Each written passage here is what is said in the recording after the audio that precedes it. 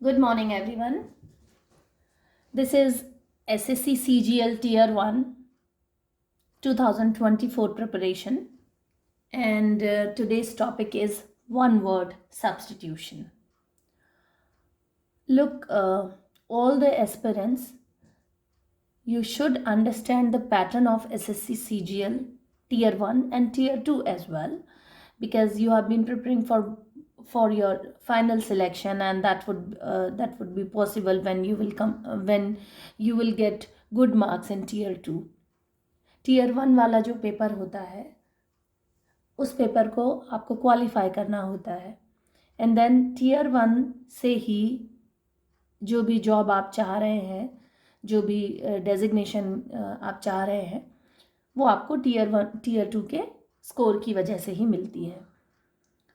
सो tier 1 की 2024 की बात अभी की जा रही है, और यहाँ पर इंग्लिश के जो 25 क्वेश्चंस आते हैं, इंग्लिश के पूरे सिलेबस में एक पार्ट है, and that is one word substitution. इसका जो वेटेज होता है वन वर्ड सब्सटीट्यूशन का, वो आउट ऑफ 25 क्वेश्चंस आपको 1 या 2 क्वेश्चन मिलेंगे, but definitely it's very important. और क्वेश्चंस आएंगे कैसे? कोई ब्लैंक आ सकता है, उसमें आपको ये वन वर्ड सब्सटीट्यूशन भरना होता है. डायरेक्ट वो वर्ड से भी पूछ सकता है कि this is the word and these are the possible meanings. 4 options would be there, उनमें से एक ऑप्शन आपका सही ऑप्शन होगा. या फिर एक सेंटेंस में इस वन वर्ड सब्सटीट्यूशन से रिलेटेड कोई सेंटेंस बोला जा सकता है, एंड देन जो क्वेश्चन पेपर है वहाँ पर आप देन क्वेश्चन ऐसा अराइज हो सकता है कि अब आप बताएं कि ये जो मीनिंग लिखा हुआ है इससे रिलेटेड, इससे एसोसिएटेड वन वर्ड कौन सा बनेगा. So these are the ways जिस तरह से आपसे क्वेश्चंस पूछे जा सकते हैं. I have prepared this lecture so that आप वन वर्ड सब्सटीट्यूशन को समझ पाएँ, कैसे सब्सटीट्यूट करते हैं.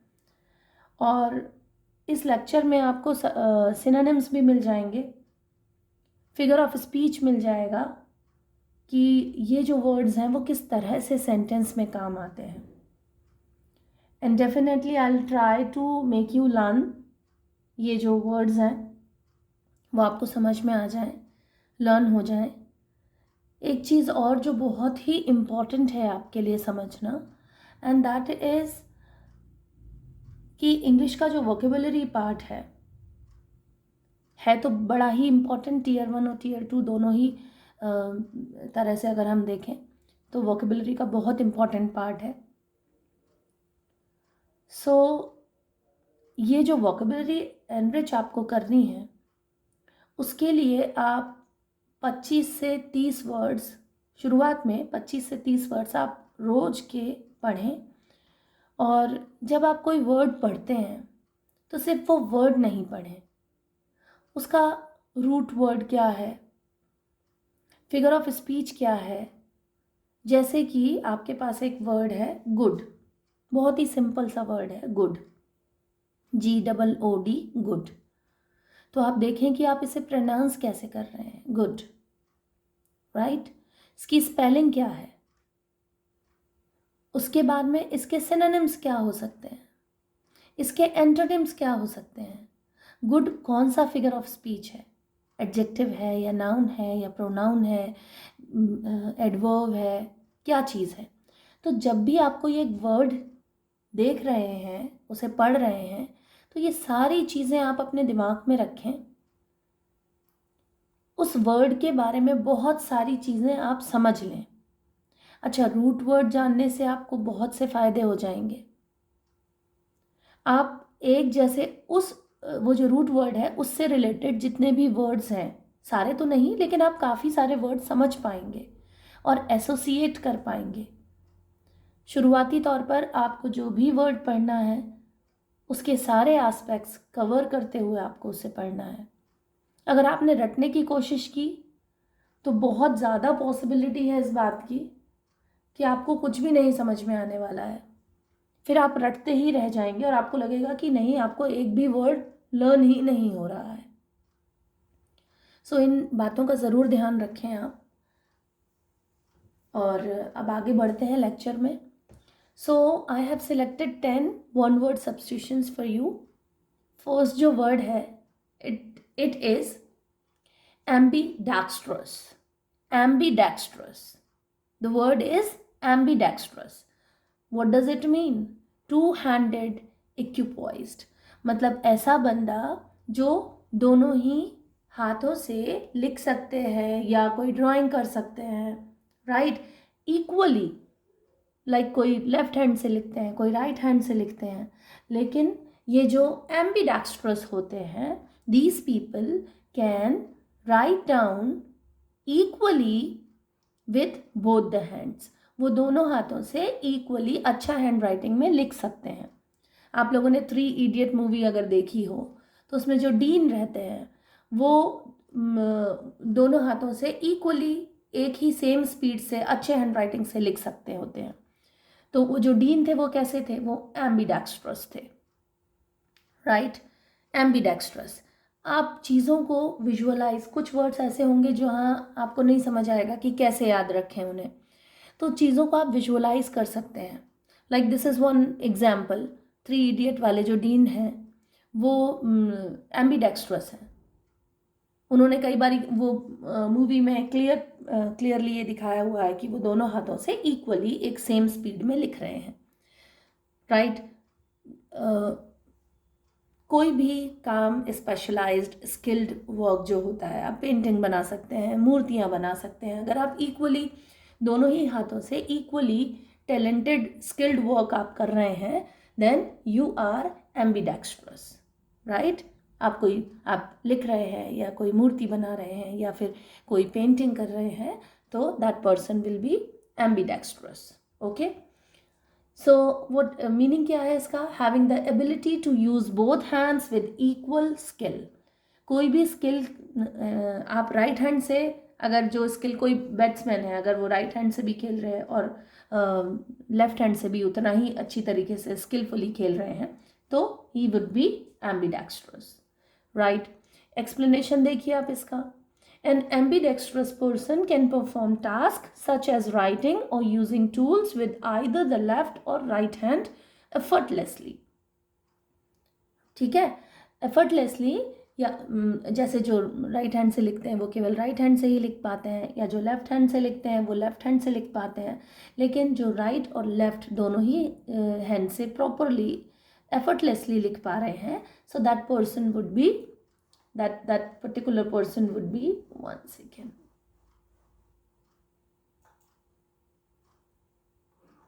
so the person would be ambidextrous, okay. Next word is ephemeral.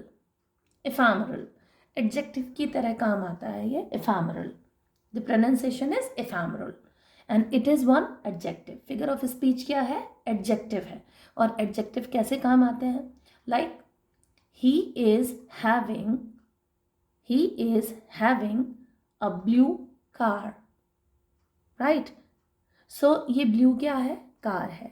अब एडजेक्टिव तो बहुत सारे बहुत अच्छे खासे हैवी वर्ड्स होते हैं। This is the very simple example जिससे आपको समझ में आ जाए कि एडजेक्टिव एक्चुअली है क्या। एडजेक्टिव किसी नाउन या प्रोनाउन के बारे में हमें बता रहे होते हैं। She is wearing a red sari. So what is this? Red. Sari कैसी है? रेड है। सो और साड़ी क्या है? वो एक नाउन है, ठीक है। उसके बारे में जो बता रहे होते हैं दैट इज एडजेक्टिव। तो यहाँ पर सेकंड जो वर्ड हम लोग देख रहे हैं वो है इफेमरल, जो कि एडजेक्टिव की तरह वर्क करता है। सिनोनिम्स देखिए आप इसके। सिनोनिम्स आर ट्रांजिएंट और fleeting. Transient, I have taught this word in my previous lecture. Gautam Buddha जो हैं उन्होंने बोला है कि वर्ड इज ट्रांजिएंट। उसके लिए एक वर्ड उन्होंने यूज़ किया है अनिक्का। तो वर्ड जो है वो ट्रांजिएंट है, मतलब जल्दी जल्दी बदलते रहता है, मतलब शॉर्ट टर्म लिव्ड है, ठीक है ना, ज़्यादा लास्टिंग नहीं है उसका। जैसे आप कोई परफ्यूम ट्राई करते हैं तो यू कैन से इसकी तो जो फ्रेगरेंस है वो ज़्यादा टाइम तक नहीं टिकेगी, तो that perfume would be ephemeral, long lasting नहीं है ये, ठीक है। तो इफेमरल मतलब जल्दी से खत्म हो जाने वाली चीज़ें, तो वो ट्रांजिएंट है या फ्लीटिंग, इसके सिनोनिम्स हैं ये ट्रांजिएंट और फ्लीटिंग। तो आपने एक वर्ड के साथ में 3 वर्ड्स देखे हैं, ठीक है। सो ये इफेमरल मीन्स ट्रांजिएंट और फ्लीटिंग। मीनिंग क्या होता है इफेमरल का? Lasting for a very short time, lasting for a very short time or fleeting. So that is ephemeral. You can see with this picture, Harry, your fame was ephemeral. ये एक friend है, वो दूसरे अपने friend Harry से कह रहा है कि तुम्हारी जो फेम है, तुम्हारी जो प्रसिद्धि है, वो तो इफेमरल है, बहुत शॉर्ट टर्म के लिए है। क्यों? क्योंकि opening today, hamlet, strapping, happy, and then यहाँ पर है वो क्लोज्ड, मतलब ओपनिंग भी हुआ है और क्लोज्ड भी हो गया। एक ही दिन में इसका कोई शॉप था, वो उसने ओपन किया एंड दैट इज वो शॉप जो है वो क्लोज भी हो गया, तो दैट उसका जो फेम था वो इफेमरल रहा, राइट। एडजेक्टिव की तरह ये काम आता है, like beginning and ending in a day, hence the short lived. Ephemeral means short lived, बहुत ही कम समय तक, कम समय के लिए रहने वाली चीज, that is known as ephemeral, right. Explanation देखिए इफेमरल का। The term is often used to describe things that are transient, like the brief blooming period of certain flowers or the passing of a moment. Ephemeral, छोटा सा कोई moment है, so that moment is quite ephemeral. या ऐसे कुछ flowers होते हैं जो ब्लूम करते हैं, जो बहुत ही कम समय के लिए खिलते हैं, तो दैट जैसे ऑर्किड वगैरह जो होते हैं वो बहुत ही कम समय, एक पर्टिकुलर समय के लिए ही वो ब्लूम करते हैं, तो उन्हें भी इफेमरल बोला जाता है, राइट। इफेमरल फ्लावर्स एडजेक्टिव की तरह काम आता है ये, okay. Number 3 is ubiquitous. Ubiquitous, right, adjective है यूबिक्विटस, इसके सिनोनिम्स होते हैं ओमनी प्रेजेंट या एवर प्रेजेंट, हर जगह सर्वव्याप्त, ठीक है। तो that is ubiquitous. You can C in this picture सारे डायरेक्शन बने हुए हैं और बीच में एक पर्सन है, एंड आई एम एवरीवेयर, मैं हर जगह हूँ, सो that is ubiquitous. Ubiquitous means omni present, means ever present, जो हर जगह प्रेजेंट हो, जो हर जगह हो, तो दैट इज यूबिक्विटस। मीनिंग क्या है? प्रेजेंट या present, appearing, of, found, everywhere, जो हर जगह प्रेजेंट हो या हर जगह अपीयर हो या हर जगह मिलता हो, यूबिक्विटस।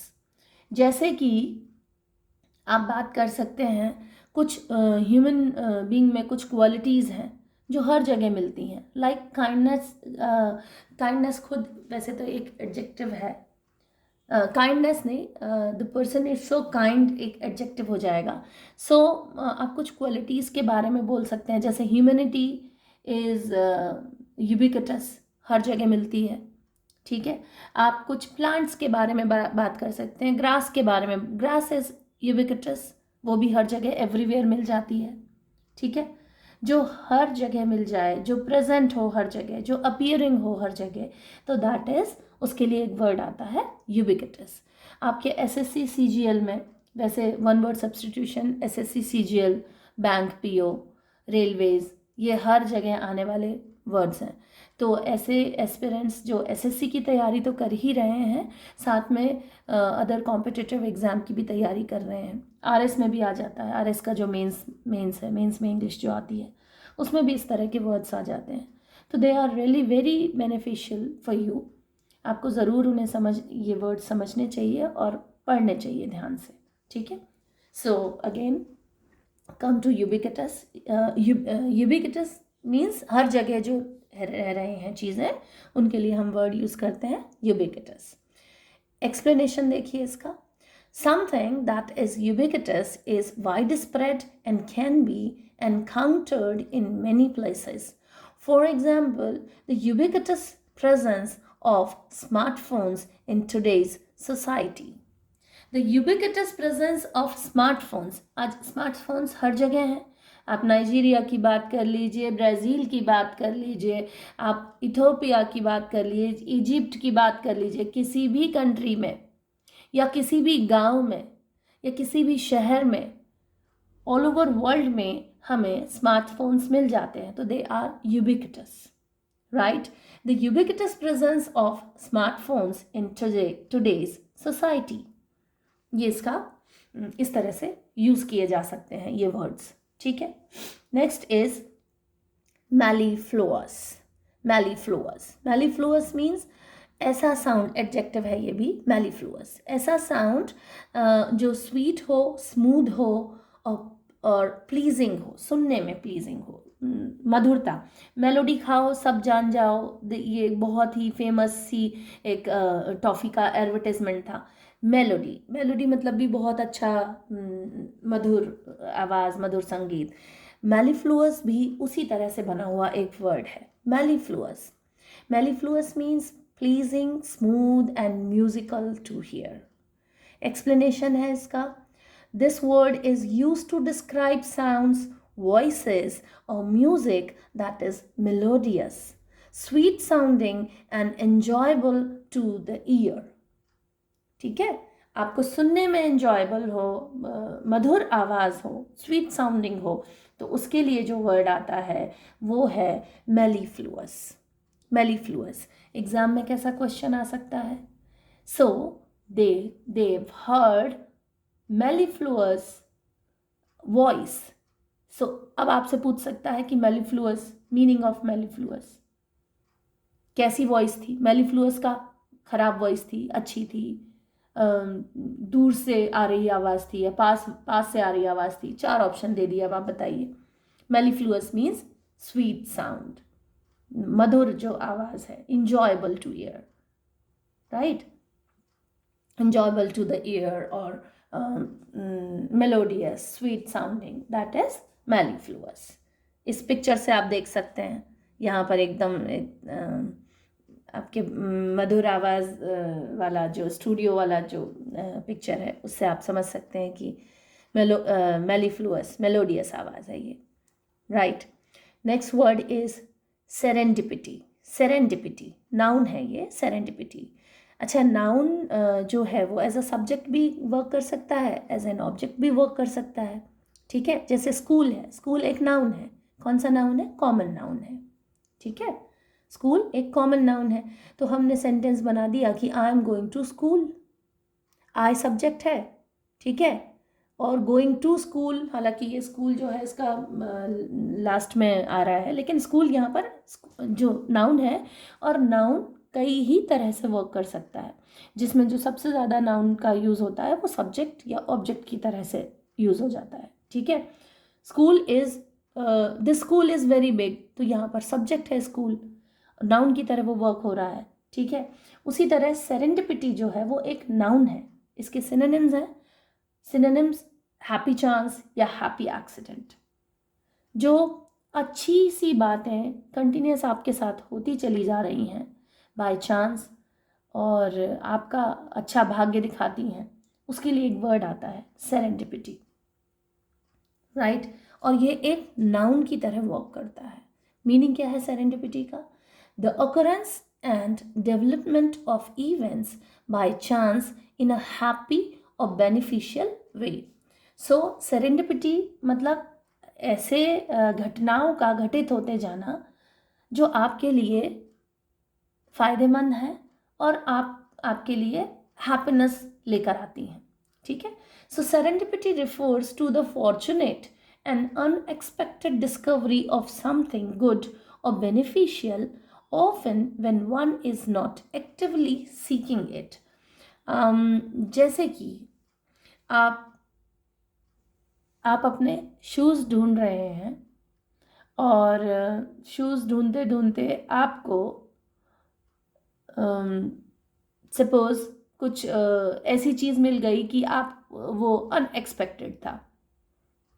हो सकता है कि आपने कहीं पर वहीं पर कुछ हाइड करके कुछ मनी वहाँ रखा हुआ और सडनली आपको वो मिल गई एंड उस मोमेंट पे आपको ज़रूरत भी थी, तो दैट इज़ सेरेंडिपिटी। ऐसा अचानक से आपको वो आपके लिए फॉर्चुनेट रहा, वो आपके लिए लकी रहा कि अनएक्सपेक्टेड था, आपने सोचा नहीं था और वो हो गया। या आपने सोचा नहीं कि प्रमोशन होने वाला है और एकदम से आपका प्रमोशन हो गया, your name will be recommended for that new post. तो ये इस तरह की जो घटनाएं हो जाना जो आपके लिए फ़ायदेमंद है, that is known as serendipity, happy chance, happy accident, right. So जिसके लिए आप सोच नहीं रहे थे और ऐसी कुछ अच्छी घटनाएं हो जाना, उसके लिए वर्ड आता है serendipity, right. Next word is quixotic. Quixotic pronunciation is quixotic, adjective की तरह वर्क करता है ये क्विक्सोटिक। आइडलिस्टिक या अनबिजनेस लाइक, बहुत ज़्यादा आइडलिस्टिक। देखिए, आइडलिस्टिक मतलब एकदम आदर्शवादी अप्रोच, जो कि इस प्रैक्टिकल वर्ड में प्रैक्टिकल नहीं है, राइट। जो इस प्रैक्टिकल वर्ल्ड में होने का पॉसिबिलिटी बहुत ही कम है, आइडलिस्टिक वर्ल्ड, ठीक है। थोड़ा यूटोपियन विजन आ जाता है, जो पॉसिबल नहीं हो पाता, दैट इज बहुत ज़्यादा जो आइडलिस्टिक चीज़ें होती हैं उसके लिए वर्ड आता है क्विक्सोटिक। जैसे कि आप एडवाइस कर रहे हैं कि आपकी कॉलोनी में आपको 26 का एक फंक्शन करवाना है, तो आप कह रहे हैं कि we can call chief minister of Rajasthan, right. अब chief minister of Rajasthan, calling chief minister is quite like बहुत ही आइडियलिस्टिक अप्रोच है ये। आप अपनी कॉलोनी के एक 26 के फंक्शन में चीफ मिनिस्टर को बुलाने का सोच भी कैसे सकते हैं? आप बोल सकते हैं नहीं नहीं मेरा तो अप्रोच है और मैं जानता हूँ उनको और वो आ जाएंगे। वो अपना स्टेट का फंक्शन छोड़ के कॉलोनी के फंक्शन में कैसे आ सकते हैं? But if you are proposing this idea, so that idea is quite quixotic, the idea is quite idealistic, idea is quite unbusiness like, बहुत ही आइडियलिस्टिक अप्रोच है, यूटोपियन विजन है आपका। मतलब जो चीज़ की पॉसिबिलिटी नहीं है, संभावना नहीं है, आप ऐसी बात कर रहे हैं। आपकी प्रैग्मेटिक अप्रोच नहीं है, प्रैक्टिकल अप्रोच नहीं है। प्रैग्मेटिक मतलब प्रैक्टिकल, जो प्रैक्टिकल है। अब दूसरे किसी बंदे ने ये एडवाइस दिया है कि नहीं, हम कॉलोनी के जो हमारे जो भी चेयरपर्सन है, आपकी कॉलोनी की जो कमिटी है उसके जो चेयरपर्सन है, वी शुड कॉल हिम या हर, वॉटेवर, ठीक है। तो ये एक प्रैग्मेटिक अप्रोच है, ये एक प्रैक्टिकल अप्रोच है। आइडियलिस्ट, क्विक्सोटिक का सिनोनिम होता है आइडियलिस्टिक या फिर अनबिजनेस लाइक, और क्विक्सोटिक के एंटोनिम्स क्या होते हैं? प्रैग्मेटिक। क्विक्सोटिक मतलब बिल्कुल आइडियलिस्टिक अप्रोच, और प्रैग्मेटिक मतलब प्रैक्टिकल अप्रोच, जो हो सकता है, आपने सोच समझ के बोला है, जो पॉसिबल है, ऐसी चीज़ें बोली हैं। यूटोपियन नहीं है वो। यूटोपियन मतलब लाइक आपने देखा होगा कि जब फ्रेंच रेवोल्यूशन हो रही थी तो फ्रेडरिक सोरियो जो है, बहुत अच्छे पेंटर थे फ्रेडरिक सोरियो, उन्होंने एक यूटोपियन विजन, उन्होंने एक सीरीज़ बनाई थी 4 पेंटिंग्स की। तो वो जो 4 पेंटिंग्स थे उसमें उन्होंने दिखाया कि पूरा जो वर्ल्ड है वो एक नेशन की तरह बन गया है। अब ये तो बिल्कुल भी प्रैग्मेटिक अप्रोच नहीं है, ये तो बहुत आइडियलिस्टिक अप्रोच है, क्विक्सोटिक अप्रोच है, क्विक्सोटिक विजन है ये। तो इसे यूटोपियन विजन भी बोलते हैं, जो कि प्रैक्टिकल वर्ल्ड में पॉसिबल नहीं होता।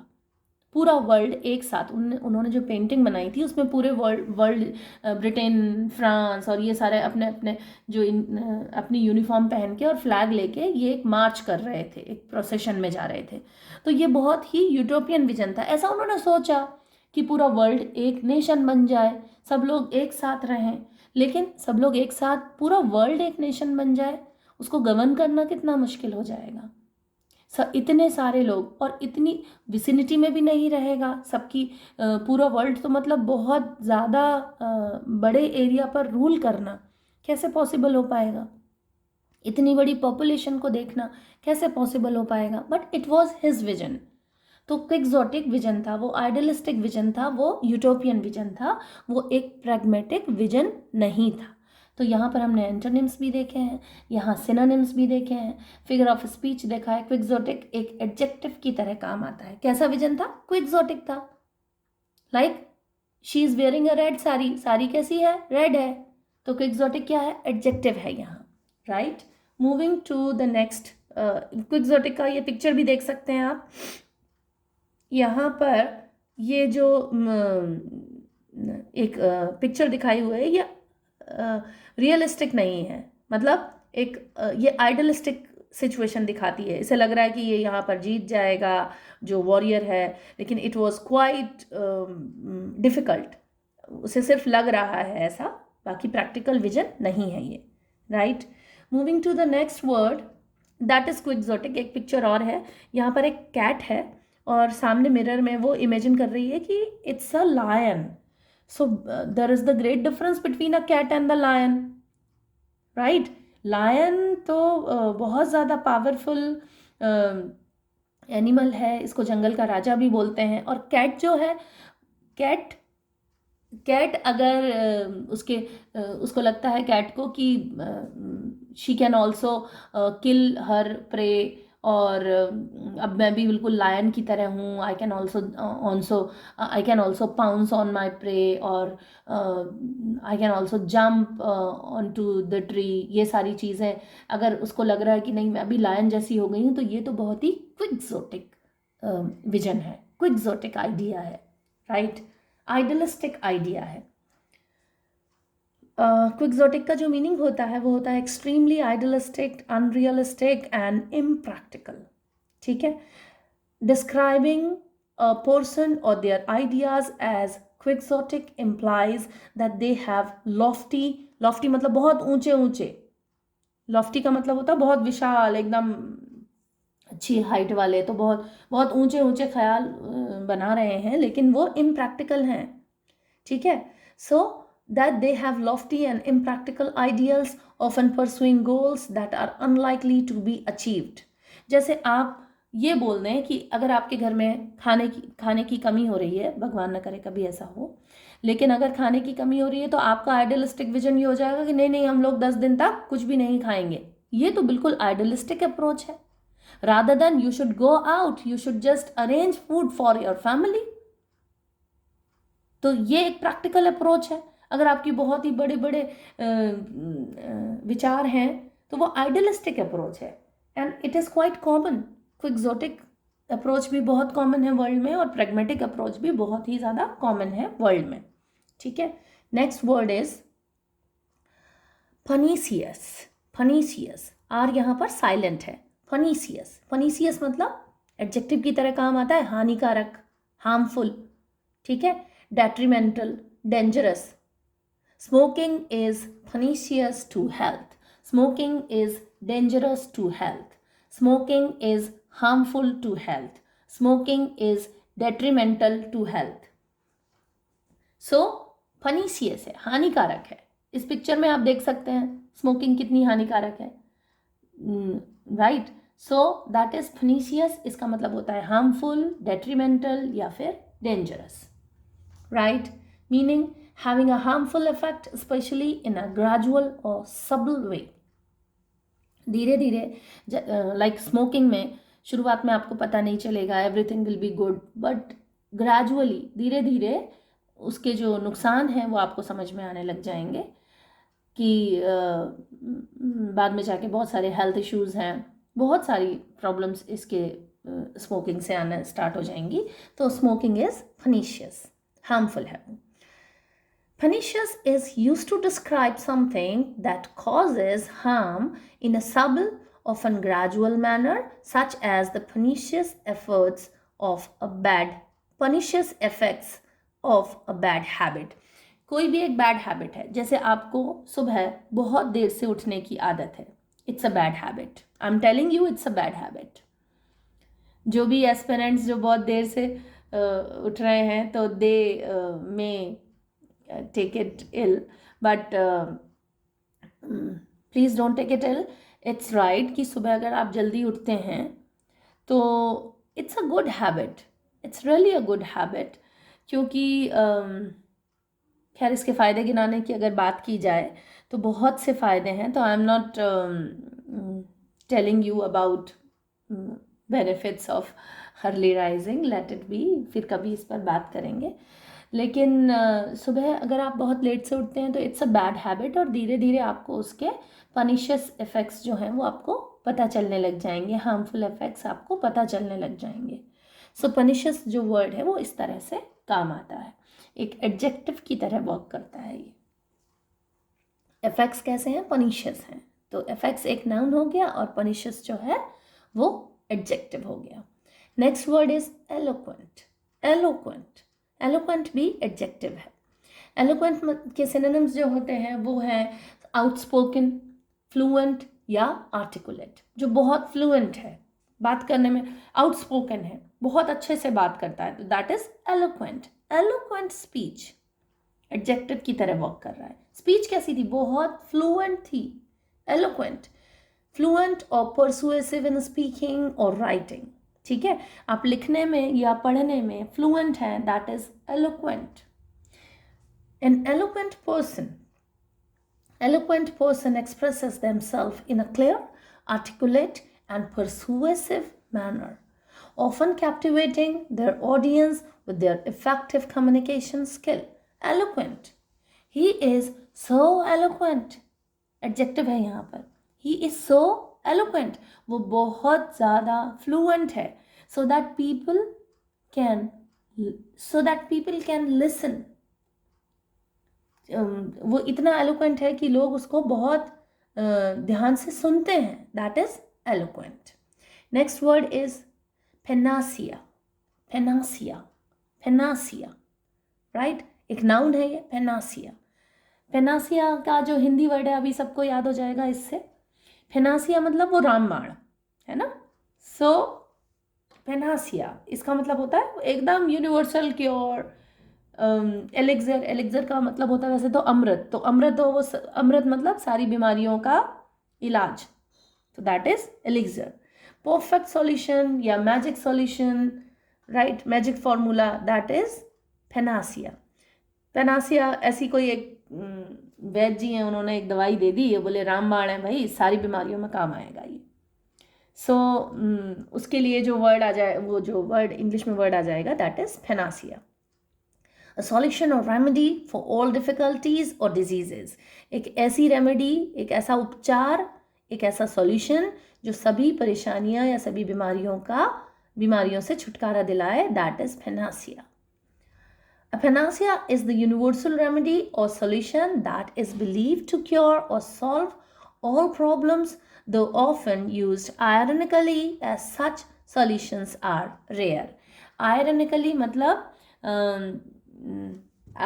जो कि सच्चाई में है नहीं, ये बहुत बड़ी हिंदी वर्ड तो I can not explain. Irony means the thing which is quite opposite, ऐसा है नहीं रियल में, और आपसे बोला जा रहा है। तो कहते हैं रामबाण औषधि, रियल में कहाँ है रामबाण औषधि या संजीवनी बूटी, हर इलाज का जो हर बीमारी का जो इलाज है, दैट इज पेनासिया। इंग्लिश में वर्ड आता है उसके लिए पेनासिया। तो क्वेश्चन ऐसे आ सकता है, सेंटेंस बता दिया कि यूनिवर्सल क्योर करके, he is asking for universal cure, underline कर दिया यूनिवर्सल क्योर को। अब आप वन वर्ड बताइए इस चीज़ के लिए, तो दैट इज पेनासिया। ठीक है, सभी बीमारियों का एक ही इलाज, that is panacea. Next word is esoteric. Esoteric, right, esoteric. So that is esoteric जो है वो एडजेक्टिव है, एजोटेरिक। सिनोनिम देखिए इसके, एब्सक्योर या आर्केन। सो एब्सक्योर या फिर आर्केन या एजोटेरिक, इनका मतलब होता है ऐसी चीज़ें जो कुछ ही लोगों को समझ में आएंगी। ठीक है, एडजेक्टिव है। It's quite obscure, it's quite arcane, it's quite esoteric. ये तो कुछ ही लोगों को समझ में आएंगी। You can see the picture, this picture can not be understood by all, this could be understood by few people only, जो इसको समझ पाएंगे कि क्या है, किस तरह से है, अर्थ मून क्या रिलेशन, एवरीथिंग। सो ऐसी चीज़ें एजोटेरिक हैं जो बहुत ही कम लोगों को समझ आएंगी। Intended, esoteric is intended for or likely to be understood by only a small number of people with special knowledge. NASA में जो लोग बैठते हैं और जो बात करते हैं या इसरो में जो लोग बात करते हैं, हमारा इसरो भी बहुत तेज़ी से बहुत अच्छा नाम कमा रहा है पूरे वर्ल्ड में, बैक टू बैक हम लोग सक्सेसफुल इवेंट्स में इंडल्ज हैं। तो इसरो में जो लोग बैठते हैं और जो बात करते हैं, जो भी उनके टॉपिक्स होते हैं, दैट इज़ इजोटेरिक। उनके जो वो आर्केन है, वो हर किसी को समझने वाली बातें नहीं है, तो that is esoteric. Something esoteric is known and understood by a select few who possess specialized knowledge or expertise in a particular field, so that is esoteric. ठीक है, the thing is esoteric, you cannot understand this is esoteric। आप बोलचाल की भाषा में भी use कर सकते हैं। समटाइम्स तो आप लोग बात कर रहे होते हैं एंड अगर आपको लग रहा है कि सामने वाले को समझ में नहीं आ रहा है, और कुछ ही लोगों को समझ में आएगा, टेक्निकल कुछ बात है, तो आप बोल सकते हैं कि the topic is esoteric, so we will discuss it, we will give you explain it in detail later, because this is esoteric. इसको बाद में अच्छे से समझाया जाएगा, क्योंकि अभी तो ये इजोटेरिक है, कुछ ही लोगों को समझ में आएगा। तो you can use like this. Okay, so ये 10 वर्ड्स हैं। आई गेस आई अज्यूम कि आप लोगों को समझ में आए हैं और याद हुए हैं। ठीक है, and at last I would like to request you, channel को सब्सक्राइब कर लीजिए, वीडियो को लाइक कीजिए, शेयर कीजिए। आप जितना ज़्यादा शेयरिंग होगी, it would be good for all the aspirants, and it would be a motivation for me to make some new videos, to use some new techniques in my lectures. So please video को like कीजिए, share कीजिए, और channel को ज़रूर subscribe कर लीजिए। अपनी study में बिल्कुल पेस बना के रखिए। Keep learning. Thank you so much.